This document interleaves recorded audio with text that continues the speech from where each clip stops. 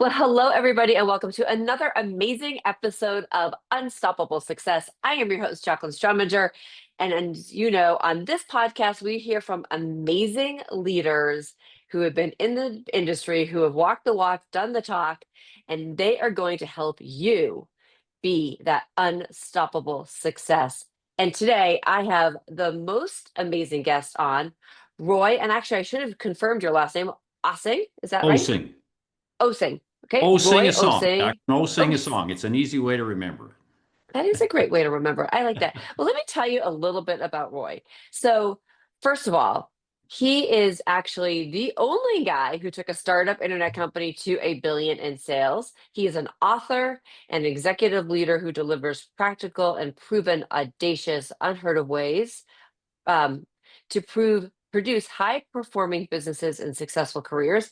He is a former president, CMO, and entrepreneur with over 40 years of successful and unmatched executive leadership experience in every aspect of business.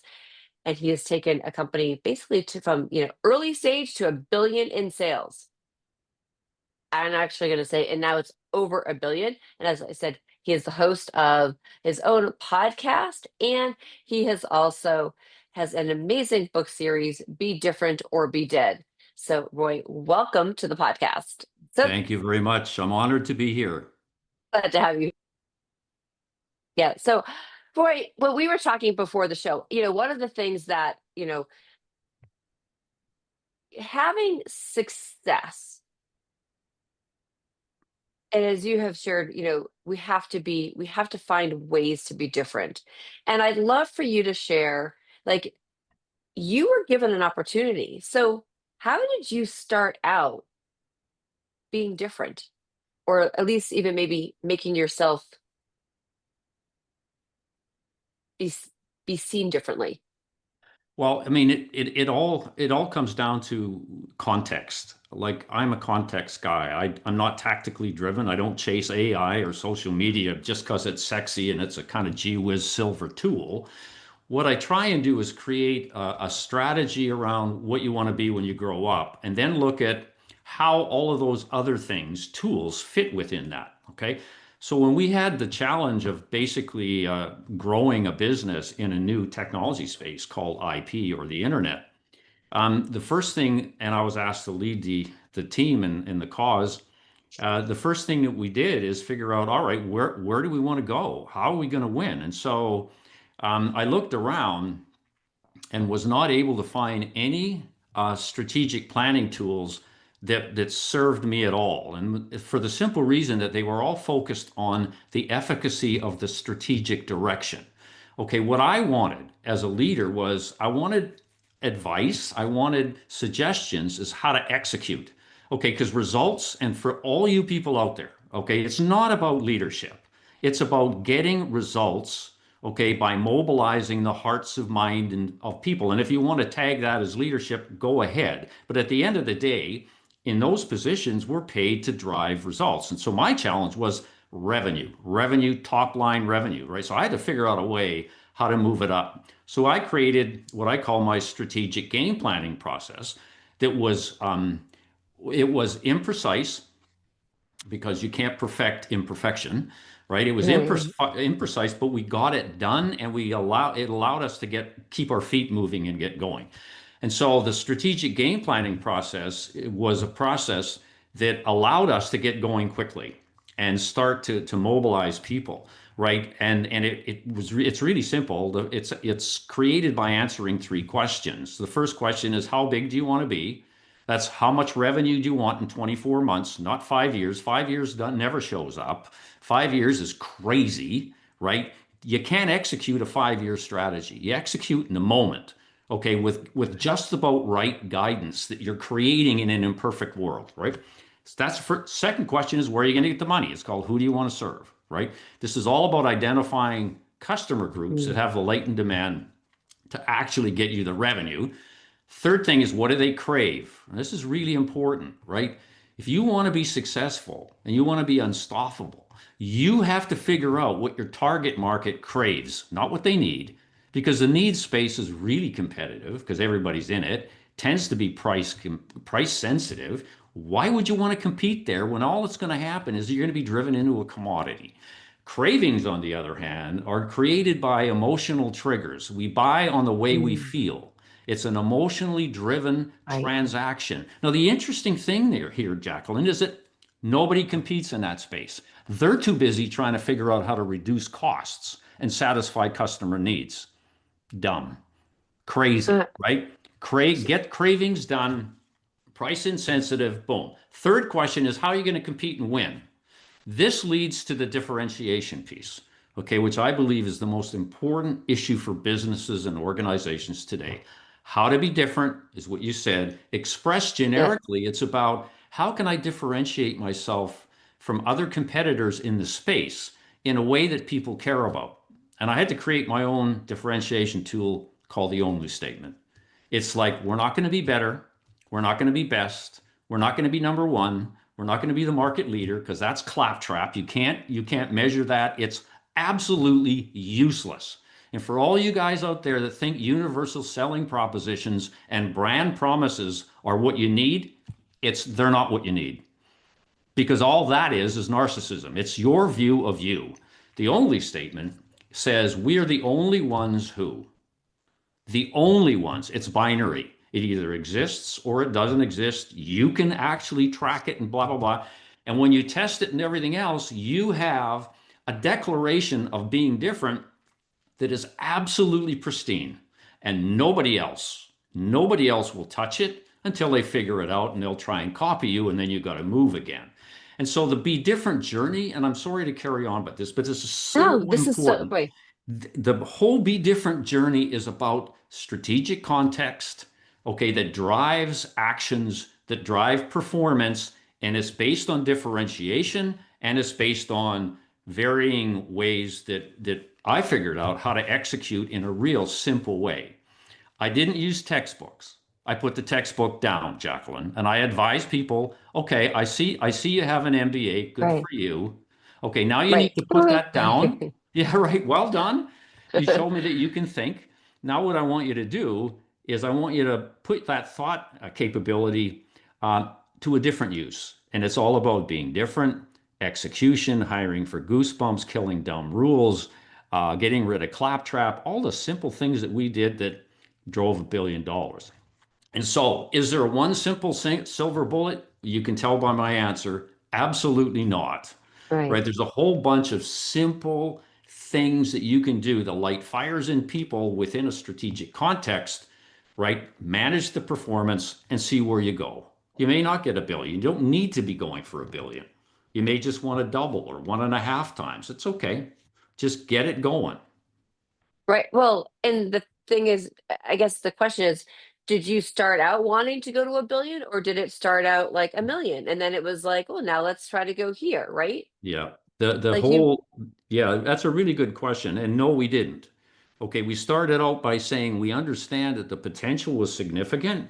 And so for year one of the plan, and I can't remember the numbers, that was a while ago, but right. for year one of the plan, we were audacious. We set a goal that we had no idea how we were going to achieve. And the reason I'm going to mention this is it's so important. Okay, and I call it the I don't know innovation process.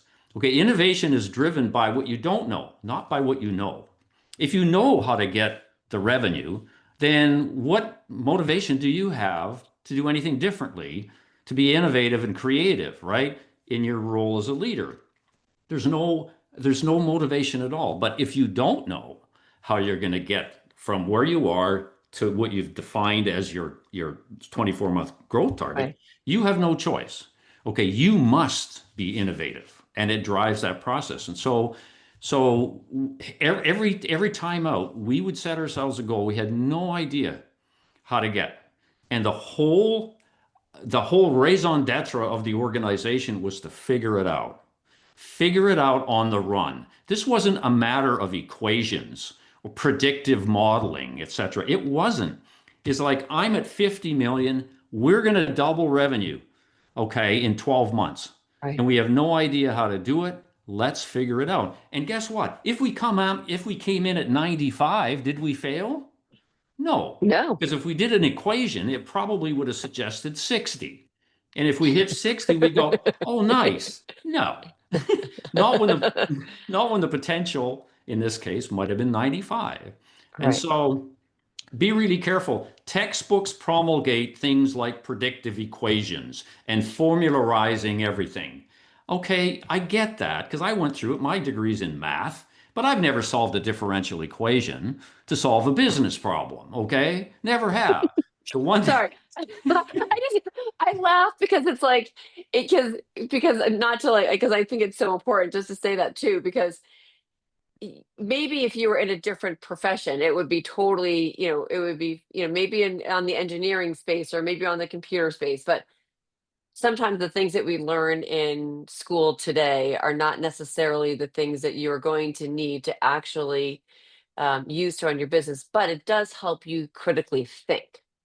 well, it helps. Yeah, it gives you a bit of a logic structure.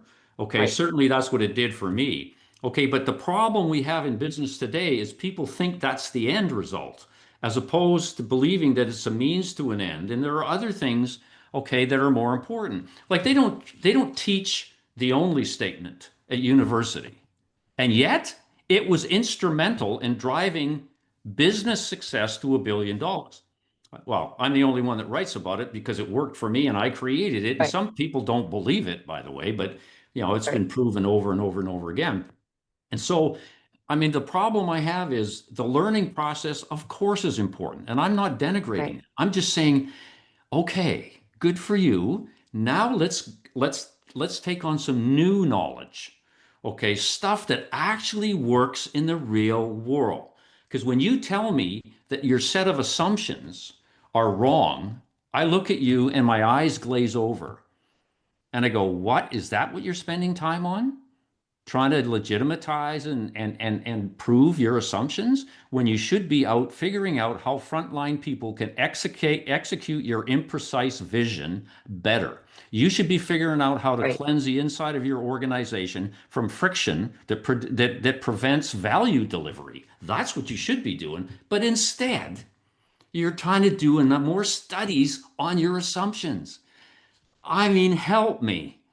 Right. Help me. Right. It's crazy actually. Like it's amazing what people will be doing and the analysis that they are trying to do to actually move their business. But I want to actually go back to this statement. Well, two things. Number one is, and I'm going to go back because first of all, I love that statement, the only one's statement. That is, it really is the y- to me, I look at that as the quintessential where you've taken the, you can use that to embody the core values that you want to have within your company, but you're that your company or your business is the only one who, as you said, either does whatever you're going to do or helps our customers feel a certain way. There's so many great ways to use that as the differentiator between you and what you want to do and a competitor. I absolutely love that. Well, look at Absolutely it. love it. It's not about what you want to do. It's not about Right. what you think you have. It's not about what you think your core strengths are. Okay. If you follow the process, okay, and I'm mindless about this, you have to follow the process. There are no shortcuts. And so the part of the process is all about defining the customer groups that you want to serve and Hmm. getting a deep understanding as to what they crave. It's not what you think you can do for them, it's what they crave. And now the question says, how can you play into the cravings in a way that no one else does? So the cravings basically drive your definition. Let me give you an example. Yeah. I just did an engagement with a company that thought they were in the lawn cutting business, right? They thought they were in the landscaping space. And you call them homeowners associations. In Canada, we call them strata corporations. They were doing work for them and they were having difficulties because it was so competitive. They were losing business. They weren't growing. And so they came to me and asked them. So I took them through this process.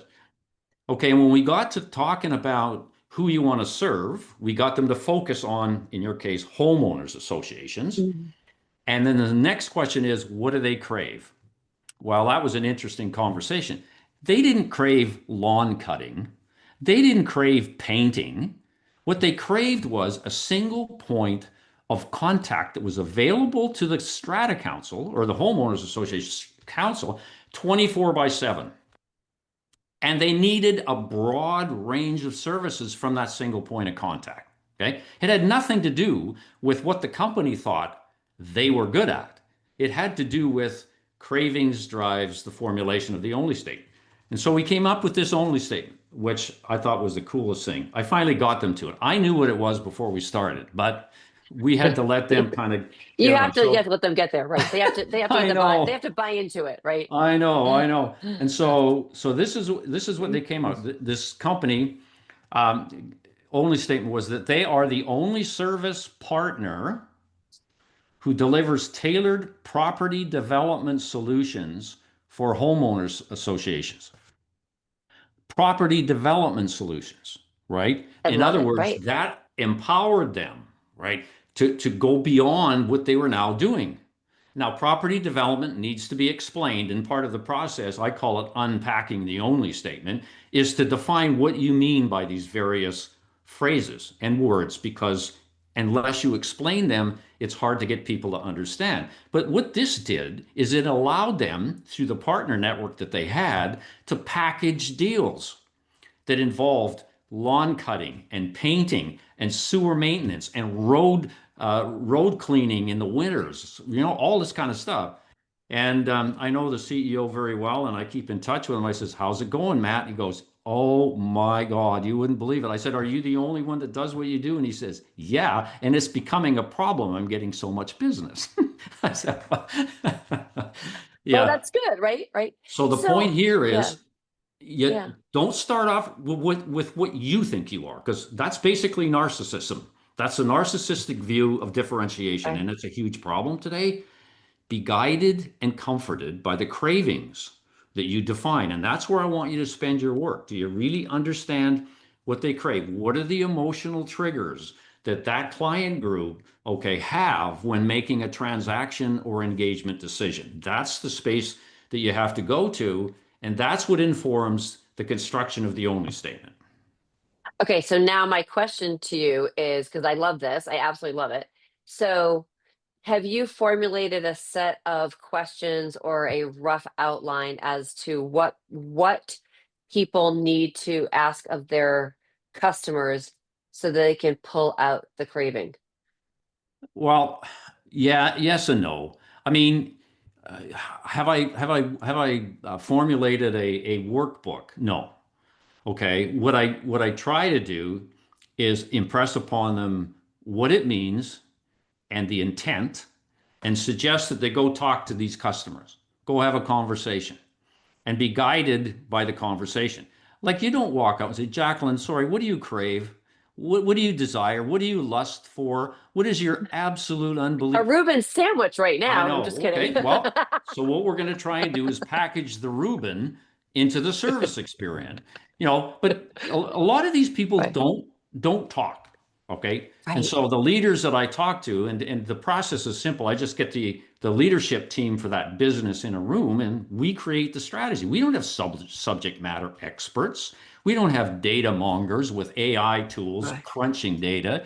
It's like the leaders in the room. All right, what you need to do is, and you got, uh, you know, 10 minutes to think about it, because look, you're always going to be wrong. This is a world of imprecision, not a world of precision.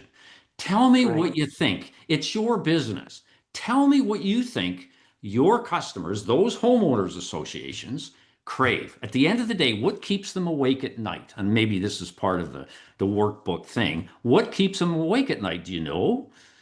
I think you do.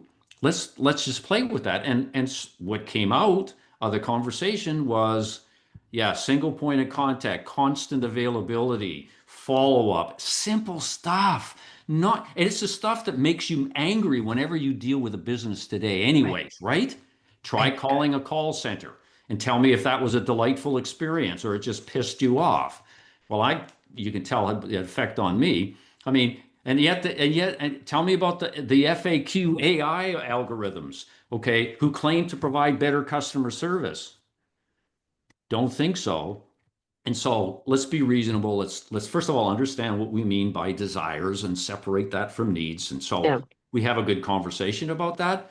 And then I just probe them. I just probe them. Right.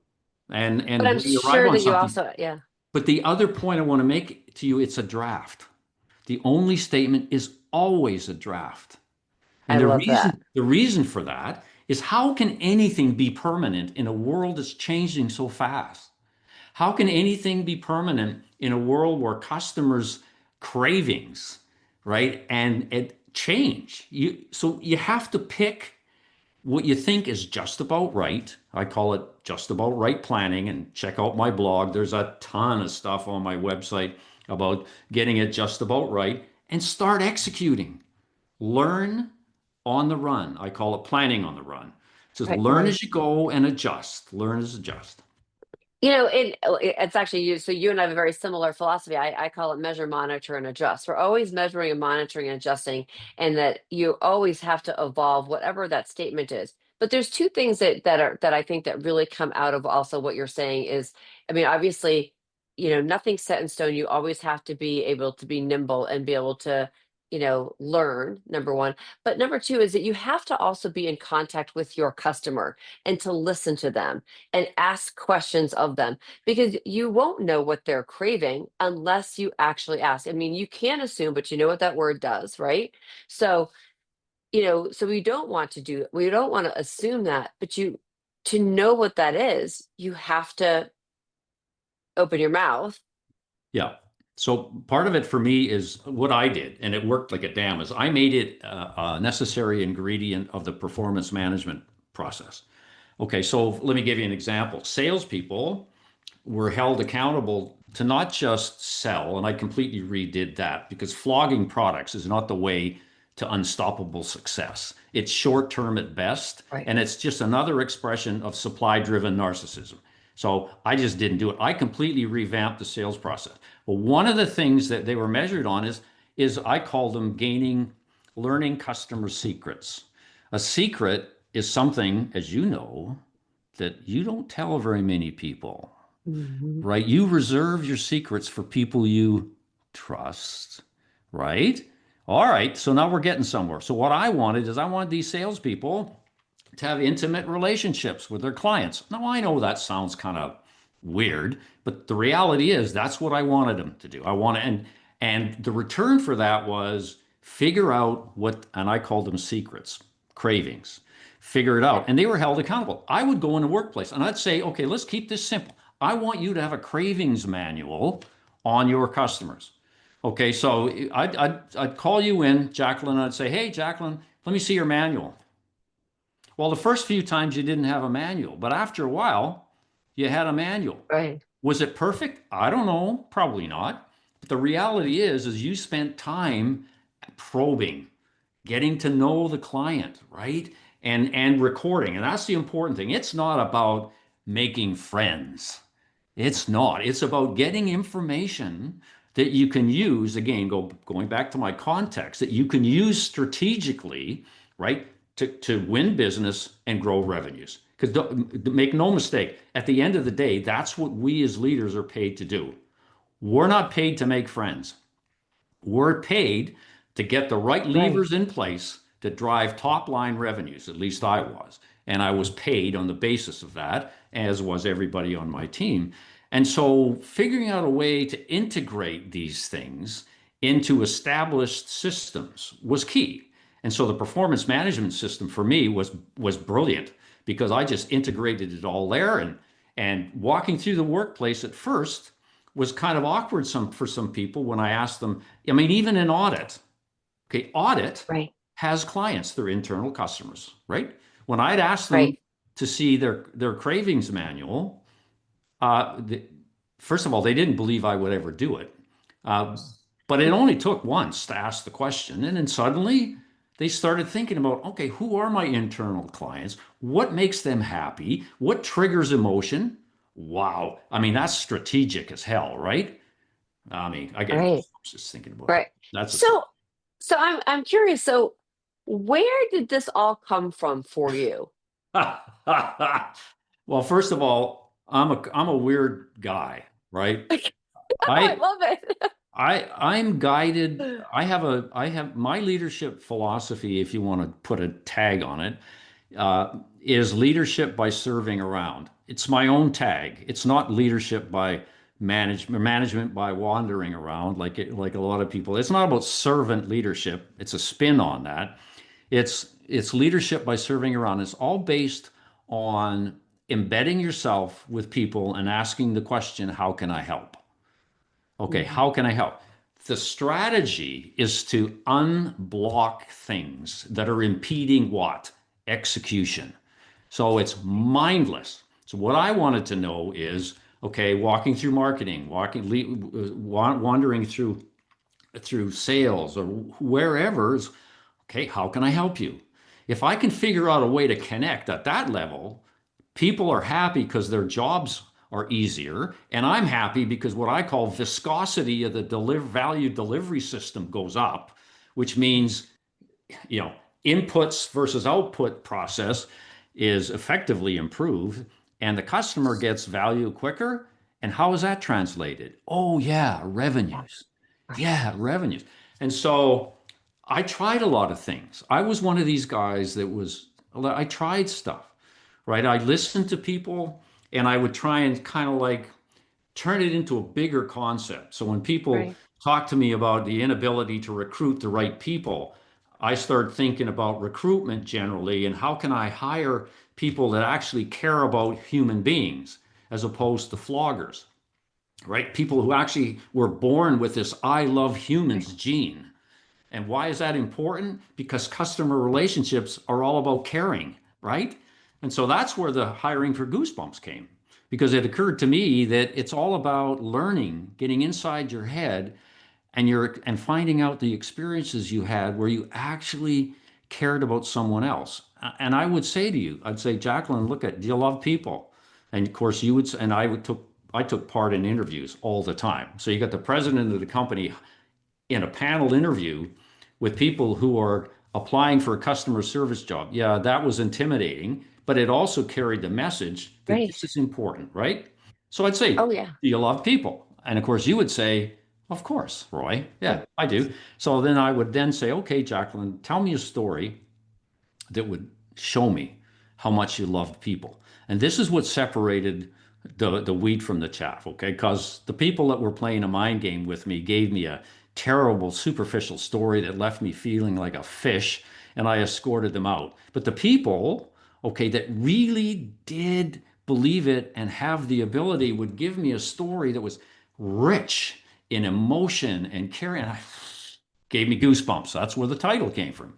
I hire that person, and if I had to teach them the job, I did. Because you can't teach people to love humans. You can't. You can teach them to smile. Hi. And we all know what that's called, right? Right, So the right. grinning thing, but you can't teach them to love humans. And so a lot of those things I just tried. Okay, just like Killing Dumb Rules. Killing Dumb Rules Right. was a really good program, and it totally cleansed the inside of the organization. And the idea was simple: get rid of the things that piss customers off. And don't tell me that you don't Right. have any of those rules, because you do, Oh, right? And God. so we Right. had Yeah. dumb rules competitions, and oh, we had so much fun in the workplace. And so I just But, started doing stuff like that, and it grew. right. And you know what? Eventually, other people, like my direct report team, they started coming up with the weird stuff too. So it just because it was like a virus, but a good virus that spread. And eventually we got to a But billion. so, so Roy, I mean, a lot of it, things that you are sharing, there's something that you have done that I also really want to make sure everybody understands. You use these things, they're on the side of your head. They're called ears, and you really listen. It wasn't, you know, it wasn't you trying to pontificate something that you've read onto other people. but in actuality, it was you listening to other people so that you could create the things that were going to make that team sing and work well together, or what was going to help bring out the best in other people, which is so important. And just even hearing you talk about, interviewing, right?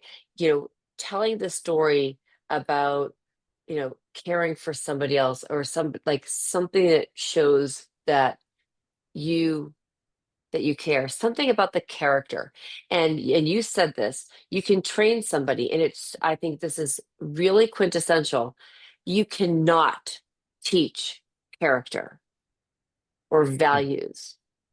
You can train somebody for a job, but you can't train them on the character or the values that they have. And if those values don't, and their character does not align with what you want as a company, or what, you know, the that's going to align with that, the only ones whose statement that you've come up with, they're not Oh right no, for the job. absolutely, absolutely. And I mean, the reality is, true differentiation, okay, in the world is created by caring. Okay, you take whatever product you want. I don't care what it is. I don't care what the technology platform is. I don't care about any of that. Okay, if you don't have a culture, okay, of people that actually give a damn about human beings, you will not be successful. Okay, people will go and find people that they like to do business with. You have to like and want and desire to do business with you if you're going to be unstoppable. Mhm. Okay, so there's a huge part of that. And for me, it was a matter of defining a culture and value set around that principle. I mean, a lot of people call it heart led, blah, blah, blah. It's not heart led because sometimes people get caught up in that as that's the end result. No, it's not the end result. It's how can I use heart led to drive revenues, right? And Right, that gets lost. And I have to keep repeating that. By the way, it's not about right, being different for the sake of being different. It's about being different in a way other people care about, right? So it's like I'd say to right. people, like, I really don't care about the color of your hair. I don't care about your pronouns. I don't care about any of that stuff. Because if you want to define that as be different, get out. That's not what I'm talking about.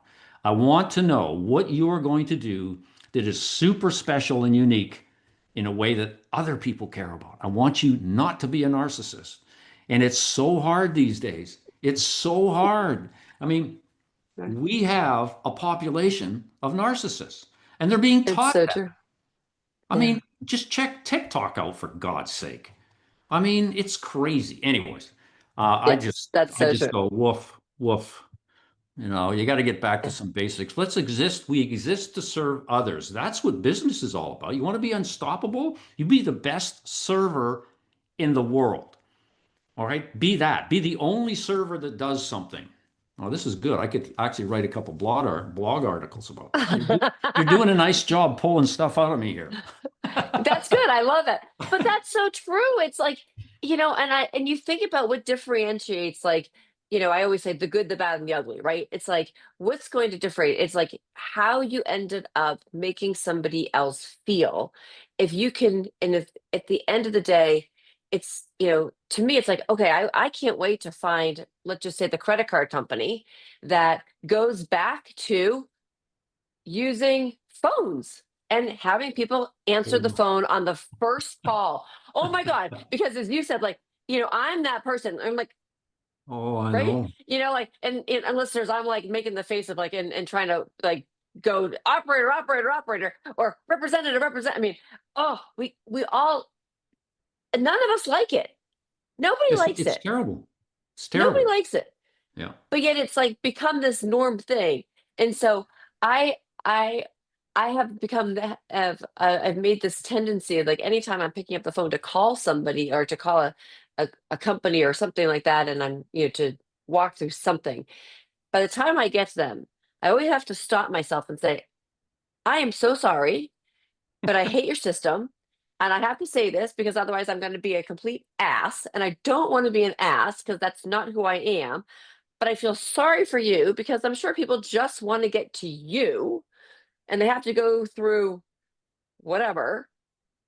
Oh, and Yeah, by the all way, yeah, it's, it's yeah.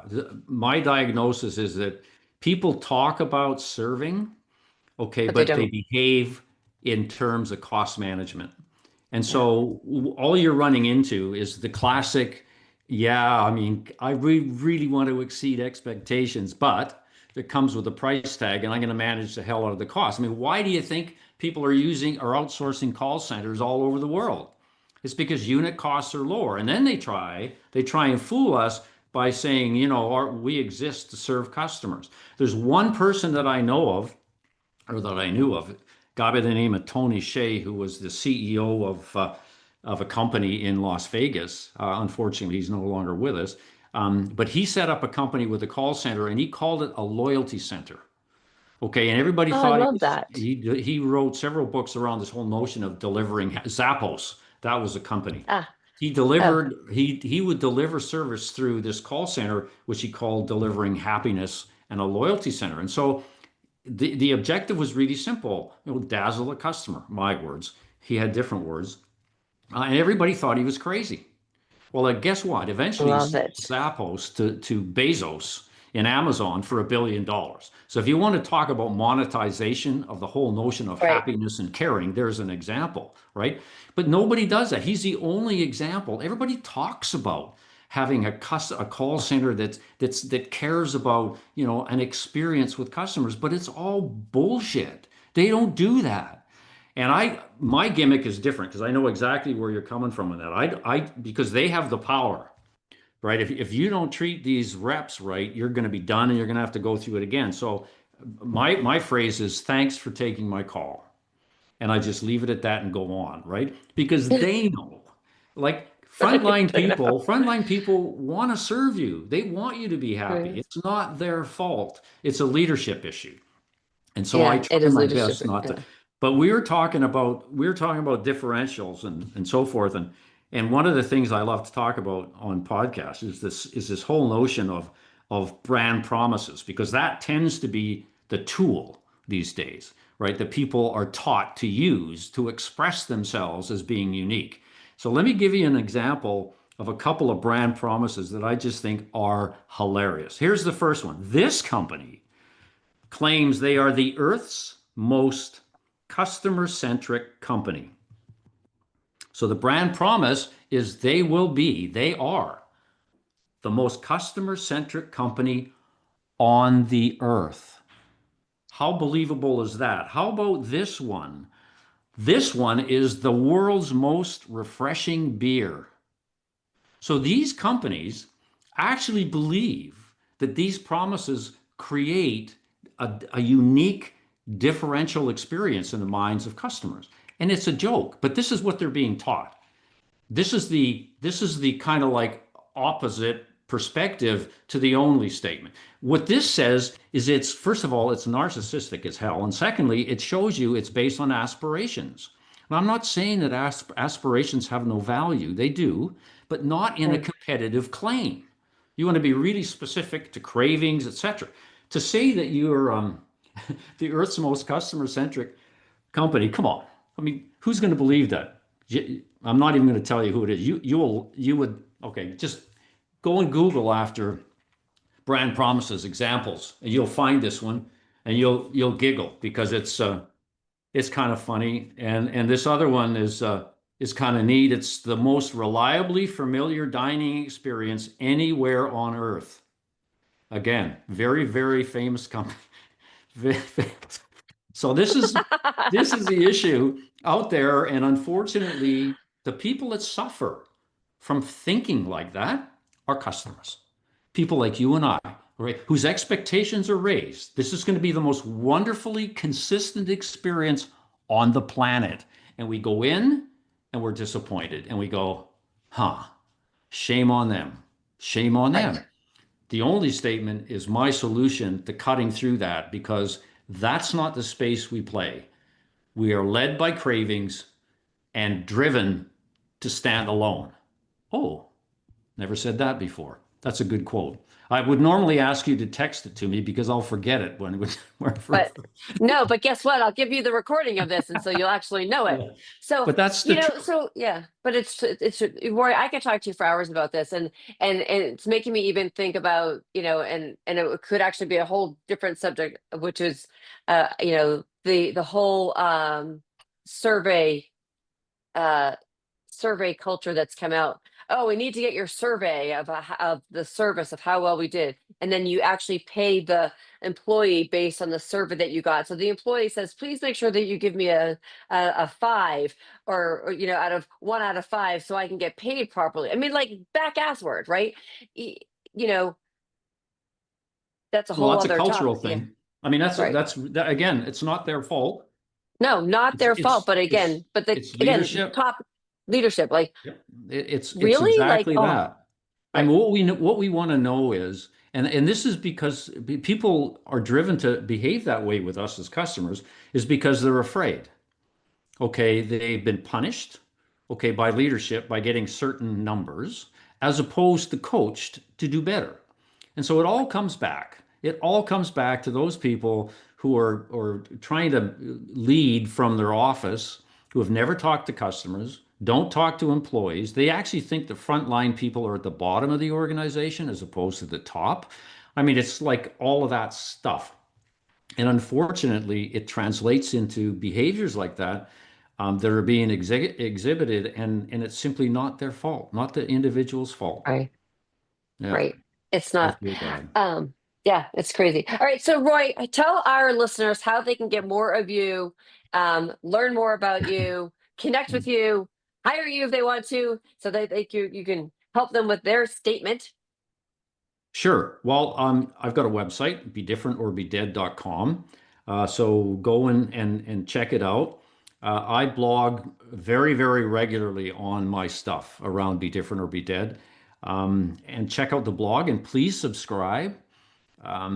You want to know more about hiring for Goosebumps or killing dumb rules or strategic game planning, go to the blog. There's also, I try and make the blog as detailed as I can. And yeah, sometimes I repeat because people learn different ways. And so Yeah, I'm trying to be flexible enough to do that. You'll also find a page on my 7 books, describes what they are, and you can check that out. I've got on my homepage actually my podcast, which is called Audacious Moves to a Billion. It's actually embedded in the homepage, so you can check that out if you want. And I think my favorite part of my website is my quiz. So it's a Be Different or Be Dead quiz, right? If you could check that out, it's intended to have people do a self-assessment as to where they sit on the Be Different or Be Dead continuum. Are they claptrap and narcissists, or are they really be different and starting to think about cravings and that differentiation piece? And it's kind of fun. You get to rate yourself, and the machine calculates your number. You can do that individually. You can do that with your team. It's kind of fun. It's kind of team building. So you can check that out. And recently, I just introduced a new part of my blog called Standalone Saturday. So this whole idea is just take a real laser focus on differentiation, and I'm calling it standalone. Okay, and using that as the theme. So it talks about why it's important, what are the sorts of things that you can do, and it's strong language, right? It's hard hitting, right? It condemns you if you're a part of a crowd. I mean, I just call you out, right? We'll see how that works out. So you can check that out. it And sounds lastly, so. yeah, Yeah, lastly, I have a email, roy.osing@gmail.com. And to your point about only statements, it's just simply my way of saying I'm here. I'm here for you. If you have a question, if I can help you anyway, please just reach out, and I'd be happy to do that. And so yeah, I get people saying, "Hey, Roy, I heard you on blah blah, and here's my draft only statement. What do you think?" And a wonderful question. And so I use that as a way to kind of like develop relationships, extend my tribe, and hopefully eventually we make a difference, helping people think differently, get out of the crowd, get out of the herd, be special in a way that other people care about, put the textbook down, all those kinds of things that I talk about. yeah, that's awesome. I absolutely love it. So, listeners, I am sure you have gotten a lot out of this podcast and are on your way to unstoppable success. I'm your host, Jacqueline Strominger. Please do me the favor, go to all of Roy's his website.